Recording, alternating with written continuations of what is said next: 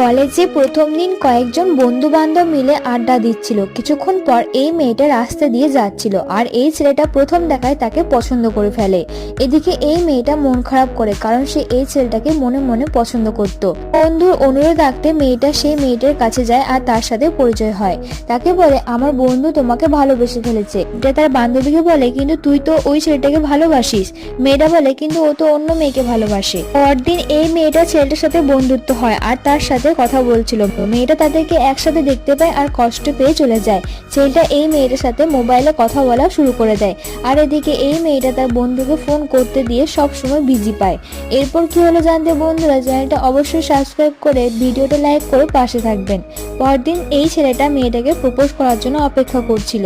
তারপর ছেলেটা মেয়েটাকে প্রপোজ করে। তারপর মেয়েটা বলে, কিন্তু তোমার বেস্ট ফ্রেন্ড তোমাকে ভালোবাসে। তারপর ছেলেটা নিজের ভুল বুঝতে পারে আর পরের দিন মেয়েটার জন্মদিনে গিয়ে তাকে